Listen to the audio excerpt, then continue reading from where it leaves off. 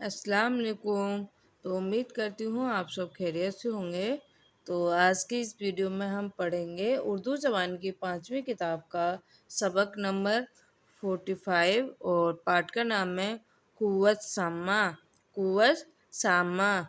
तो वीडियो का आप पूरा ज़रूर देखिए, वीडियो को लाइक कीजिए। हमारे चैनल पर पहली बार आए हैं तो हमारे चैनल को सब्सक्राइब कीजिए और ज़्यादा से ज़्यादा इस वीडियो को शेयर भी कीजिए। और आपने अभी तक हमारी पिछली वीडियो नहीं देखी हो तो उनका लिंक मैं नीचे डिस्क्रिप्शन बॉक्स में दे दूँगी, वहाँ से आप पिछली वीडियो देख सकते हैं, या फिर आप हमारे चैनल पर जाकर भी पिछली सारी वीडियो देख सकते हैं। अगर आपने इनमें से कोई सी वीडियो नहीं देखी हो तो उसका लिंक मैं नीचे डिस्क्रिप्शन बॉक्स में दे दूँगी। और इसमें हमने कुरान शरीफ की भी वीडियो डाली है। अभी हमारा 9वां पारा चल रहा है और अलग अलग पारे की हमने अलग अलग प्लेलिस्ट बना रखी है, तो आप एक बार जाकर ज़रूर देखिए। और इसमें ही हमने 2 कायदे भी डाले हैं जो कि नूरानी कायदा और बगदादी कायदा है। और उर्दू ज़बान की हमारी 5वीं किताब है, 4 किताबों की वीडियो मैंने डाल दी हैं और साथ में चमन उर्दू की भी 5 किताबों की वीडियो मैंने डाल दी है। अगर आपने इनमें से किसी की भी वीडियो नहीं देखी हो तो आप हमारे चैनल पर जाकर पिछली सारी वीडियो देख सकते हैं। तो वीडियो को लाइक शेयर सब्सक्राइब करना ना भूलिए। तो चलिए हम वीडियो को शुरू करते हैं। बिस्मिल्लाहिर्रहमानिर्रहीम। कुव्वत सामा। नंबर 1, शामा का आल्हा बैनी है, मगर जोफे बैनी के बलाई हिस्से में ये कुव्वत महदूद है। जब बूदार अशियाए के बारीक ज़र्रे नाक के अंदर दाखिल होकर अशाब पर एक ख़ास असर पैदा करती हैं तो उनकी खबर दिमाग को पहुंचती है और वो खुशबू और बदबू को महसूस करता है। कोई बदबूदार शय जो हमारे नज़र से पोशीदा हो, उसके वजूद का इल्म और इसकी ये शफ़क़त की खुशबू है या बदबू इसी कुव्वत के ज़रिए से हमको मालूम होती है। नंबर 2, नाक का मौका मुंह के मुतशल है और इसलिए जो आब व ताम मुंह के राह से हलक में और हलक से शकम में दाखिल होता है। इसकी बू की जांच बहुत आसानी से बिला तकल्लुफ़ हो जाती है। अगर इन दोनों में ज़्यादा फसल होता तो बड़ी दिक्कत पेश आती।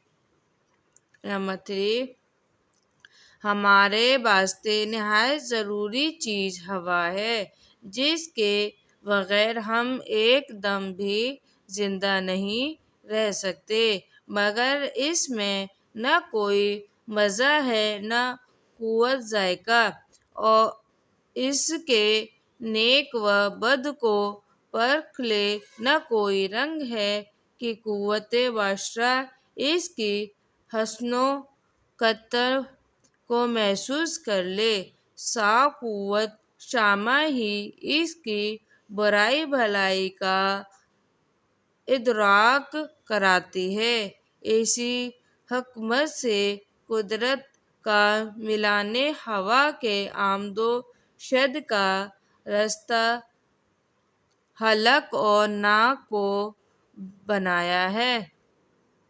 नंबर 4, ये ही कुव्वत हमको गुल और समर और मशक व अनबर की खूबियों से फैफियाक कराती है और दिल व दिमाग को राहत पहुंचाती है।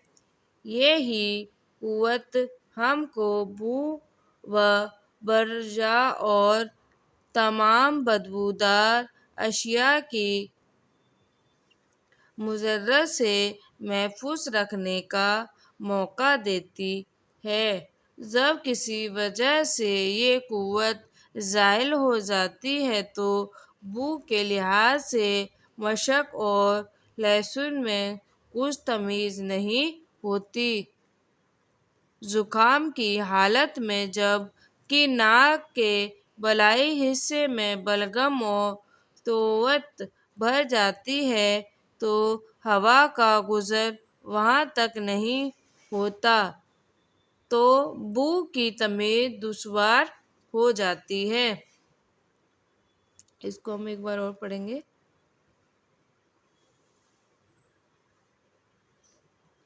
قوت سامہ۔ نمبر 1، سامہ کا اعلیٰ بینی ہے مگر ضعف بینی کی بالائی حصے میں یہ قوت محدود ہے۔ جب بودار اشیاء کے باریک ذرے ناک کے اندر داخل ہو کر اعصاب پر ایک خاص اثر پیدا کرتی ہیں تو ان کی خبر دماغ کو پہنچتی ہے اور وہ خوشبو اور بدبو کو محسوس کرتا ہے۔ کوئی بدبودار شے جو ہمارے نظر سے پوشیدہ ہو، اس کی وجود کا علم اس کی یہ صفت کو خوشبو ہے یا بدبو، اسی قوت کو ذریعے سے ہم کو معلوم ہوتی ہے۔ نمبر 2، ناک کا موقع منہ کے متصل ہے، اس لیے جو آب و طعام منہ کی راہ سے حلق میں اور حلق سے شکم میں داخل ہوتا ہے، اس کی بو کی جانچ بہت آسانی سے بلا تکلف ہو جاتی ہے۔ اگر ان دونوں میں زیادہ فاصل ہوتا تو بڑی دقت پیش آتی۔ نمبر 3، ہمارے واسطے نہایت ضروری چیز ہوا ہے، جس کے بغیر ہم ایک دم بھی زندہ نہیں رہ سکتے، مگر ان میں نہ کوئی مزہ ہے کہ قوت ذائقہ اس کے نیک و بد کو پرکھ لے، نہ کوئی رنگ ہے کہ قوت بصر اس کی حسن و قبح کو محسوس کر لے، صرف قوت سامع ہی اس کی برائی بھلائی کا ادراک کراتی ہے۔ اسی حکمت سے قدرت کا ملا نے ہوا کے آمد و رفت کے راستے حلق اور ناک کو بنایا ہے۔ نمبر 4، یہی قوت ہم کو گل و ثمر اور مشق و انور کی خوبیوں سے فیضیاب کراتی اور دل و دماغ کو راحت پہنچاتی ہے۔ یہی قوت ہم کو بلو و